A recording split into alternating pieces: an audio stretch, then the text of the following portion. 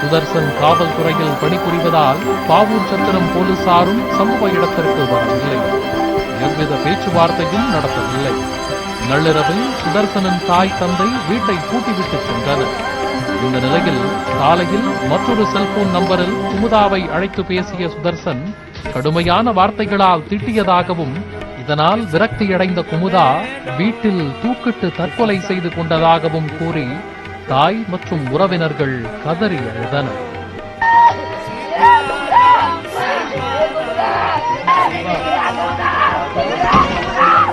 குமுதாவின் சடலத்தை மீட்டு பிரேத பரிசோதனைக்காக அரசு மருத்துவமனைக்கு அனுப்பி வைக்கப்பட்டது. குமுதாவிற்கு மனநிலை சரியில்லை என்று சுதர்சன் புகார் தெரிவித்ததாகவும், பதிலுக்கு குமுதா உறவினர்களும் சுதர்சன் மீது ஆலங்குளம் அனைத்து மகளிர் காவல் நிலையத்தில் புகார் அளித்திருந்ததாகவும் கூறப்படுகின்றது.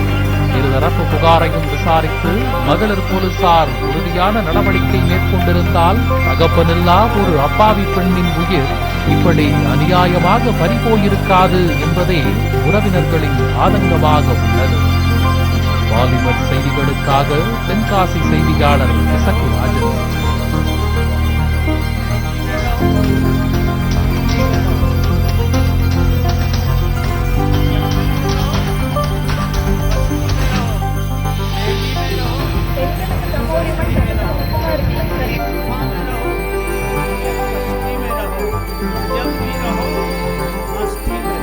விழிப்புடன் இருங்கள் பெண்களே, யாரையும் நம்பாதீர்கள், நம்பி உங்கள் பணத்தை கொடுக்காதீர்கள். முக்கியமாக உடன்பிறப்புகளை நம்பினால் இதுவே நிலைமை என்ற வாசகம் அடங்கிய பதாகையை மாட்டிவிட்டு கையை உயர்த்தியபடி பிச்சை எடுக்கும் போராட்டம் நடத்தும் இவர் மும்பையில் வசிக்கும் IT ஊழியர் விஜயபாரதி.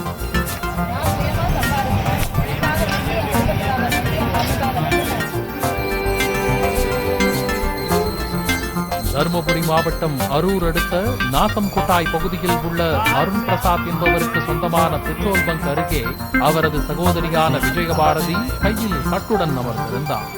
அவரிடம் அந்த வழியாக சென்றவர்கள் விசாரித்த போது தனக்கு 20 வருடங்களுக்கு முன்பு திருமணமாகி மும்பையில் வசிப்பதாகவும், உடன்பிறப்பு என்று நம்பி பணத்தை கொடுத்து ஏமாந்து தவிப்பதாக ஆதங்கம் தெரிவித்தார். கொரோனா காலத்தில் பெட்ரோல் பங்க் தொடங்க பண உதவி வேண்டும் என்று அண்ணன் அருண் பிரசாத் கேட்டதால் அவருக்கு முதலில் 25 லட்சம் ரூபாயை தான் கொடுத்ததாகவும் பின்னர் தனது மாமியாரிடமிருந்து 15.5 லட்சம் ரூபாய் பணத்தை ஆன்லைன் மூலம் அனுப்பி வைத்ததாகவும் தெரிவித்த விஜயபாரதி வாங்கிய பணத்தை தர மறுத்து இழுத்தடித்த நிலையில் அருண் பிரசாத் மீது காவல்துறையில் புகார் அளித்ததால் 25 லட்சம் ரூபாயை திருப்பி தந்துவிட்டதாகவும் மீதமுள்ள பணத்தை தர மறுப்பதால் பிச்சை எடுக்கும் போராட்டம் நடத்தி வருவதாக தெரிவித்தார். அண்ணனுக்கு பணம் வாங்கி கொடுத்ததால் தனது குடும்பத்தில் பிரச்சனை உருவாகி வீதியில் தவிக்கும் நிலைக்கு தள்ளப்பட்டிருப்பதாகவும் அவர் வேதனையுடன் தெரிவித்தார். இதனை சிலர் தங்கள் செல்போனில் வீடியோவாக பதிவு செய்து கொண்டனர். இது தொடர்பாக அருண் பிரசாத்திடம் தொடர்பு கொண்டு கேட்டபோது அவர் விளக்கம் அளிக்க மறுத்துவிட்டார். அண்ணன் தர வேண்டிய கடன் பணத்துக்காக மும்பையில் உள்ள மாமியார் வீட்டிலிருந்து புறப்பட்டு வந்து பெண் ஒருவர் பிச்சை எடுத்த சம்பவம் பரபரப்பை ஏற்படுத்தியது.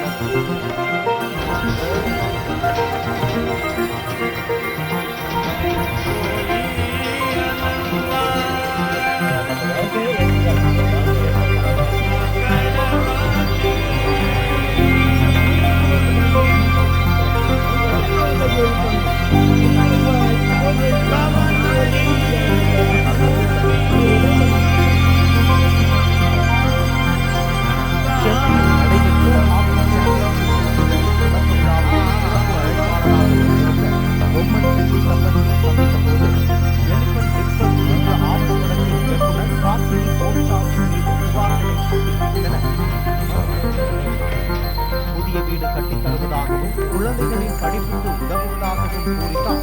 இயக்குனர் கார்த்திகை போன்சால் தங்களை அனுப்பியதாக கூறப்பட்டது. ஆனால் இதுவரை அப்படி ஏதும் தரவில்லை என்று முதலமைச்சர் கொடுத்த 1 லட்சம் ரூபாய் மட்டுமே தங்களுக்கு கொடுக்கப்பட்டதாகவும் கூறினார்.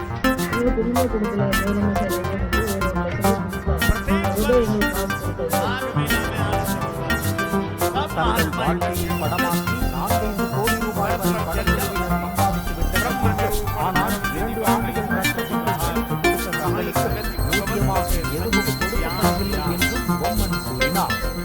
யாரை பற்றி வச்சு உங்களை வச்சு ஒரு படம் எடுக்கணும், உங்க வாழ்க்கையை உங்க படமா எடுத்து நான் எல்லாத்துக்கும் காமிக்கிறேன் அப்படின்னு சொல்லி அந்த டாக்குமெண்ட்டுக்கு எல்லாமே போயிட்டு அவங்க எல்லாம் கூட்டு போய் அந்த படமை எடுத்துதான் நம்ம வாழ்க்கையே எடுத்துட்டாங்க.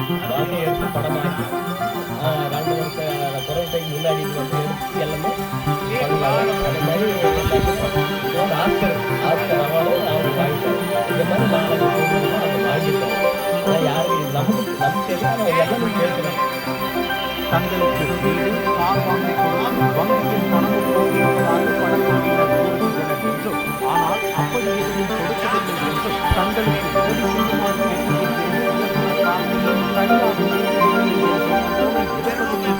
பொம்மன் பள்ளி தம்பதி கூறுகின்றனர். முதலமைச்சர் கொடுத்த 1 லட்சம் ரூபாய் கூட மகனுக்கு கார் வாங்கியிருந்தார்.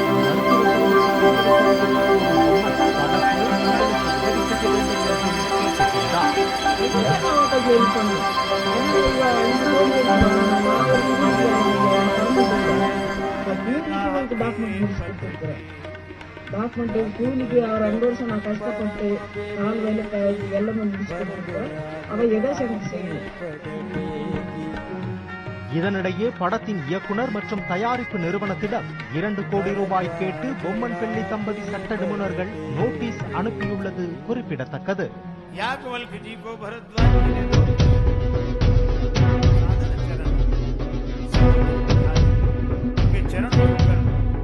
कुटिया में आश्रम